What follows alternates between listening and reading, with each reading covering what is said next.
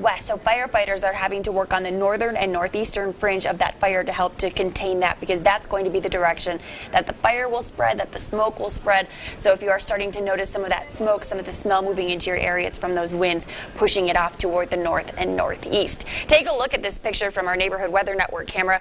You can see how gusty the winds are. This is in Falcon, so in northeastern El Paso County, winds are gusty all over southern Colorado. Wind speeds there between 15 and 20 miles per hour for the most part. Gusts obviously even higher. We'll have 35-mile-per-hour gusts as we take you through the evening.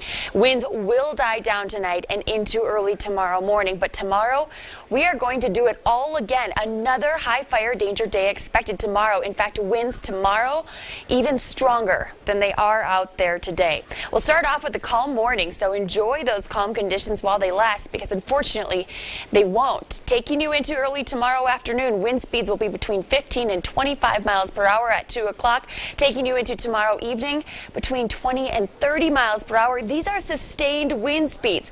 Gusts will be even higher. Gusts tomorrow will be up to 40 miles per hour. So a very windy afternoon. Obviously, that means fire danger is again going to be a big concern tomorrow. And the winds tomorrow will not die down through the late evening. Instead, we're going to keep those 10 to 20 mile per hour wind speeds around through the first part of tomorrow night as a cold front slides through the state.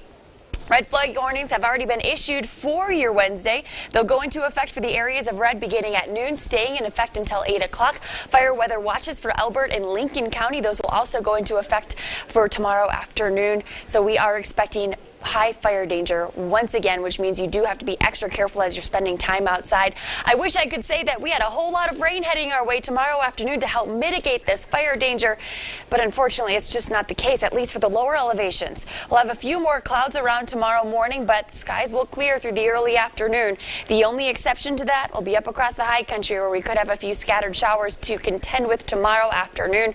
The showers, though, staying up across the high country. Lower elevations, all we are going to get is the wind. Now, we do have a cold front moving through tomorrow, but tomorrow you're not going to feel the impacts of that. 40-degree temperatures expected to start you off early tomorrow morning. High temperatures getting back into the 60s and 70s, so just a few degrees cooler than it was out there today. The cooler air moves in while you're sleeping tomorrow night. You'll feel it on Thursday. We're looking for a high temperature of 50 degrees. Thursday will have the potential for gusts to 40 miles per hour again, so very windy Wednesday, very windy again on Thursday. With that wind, it's going to make it feel chillier than it actually is.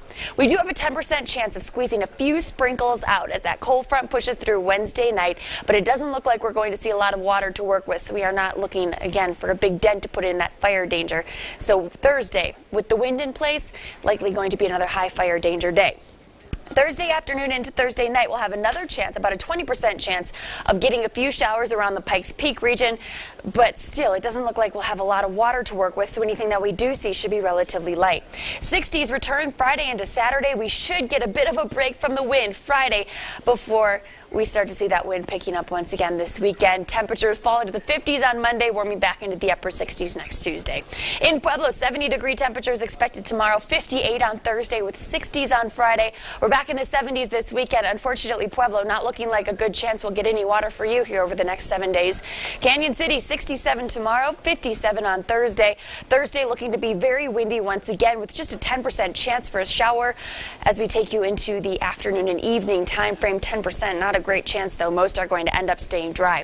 60s will stick around Friday into the weekend, and Monday we'll get 63 degrees before 70s are back by next Tuesday. Teller County, an area of concern, obviously, with the fire that has broken out in the region. 53 degrees tomorrow, and again, very windy. We'll keep that wind around through Thursday before we finally get a break in the wind on Friday. So it is going to be very tough firefighting conditions, but of course, firefighters, they're trained for this type of activity. They are keeping in very close contact with the National Weather Service here in Colorado, so they're staying on top of the weather conditions, but Mother Nature not taking it easy on them, that's for sure. So the winds are blowing north and northwest in Teller County right now, where the fire is currently burning. Exactly, yeah, north to northeast actually, so that's going to be the spread of the fire, the spread of the smoke, and we're not really looking for much in the way of wind shifts this afternoon, so I guess that's a bit of good news. They're not going to have to be scurrying all around the perimeter of the fire. Winds should stay pretty steady out of the west and southwest here as we take you through the evening. But nevertheless, when you're talking about 35 to 40 mile per hour gusts, I mean,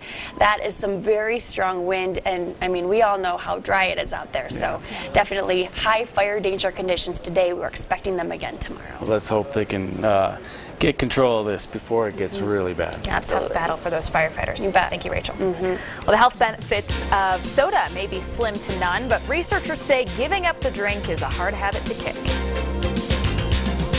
Who will move Colorado Springs forward? John Suthers, former Attorney General, conservative statesman. Larry Badley, a retired Air Force officer and tireless volunteer. Merv Bennett, a persuasive fiscal conservative. Tom Strand, a budget hawk, an educator. Jariah Walker, a small business owner focused on jobs.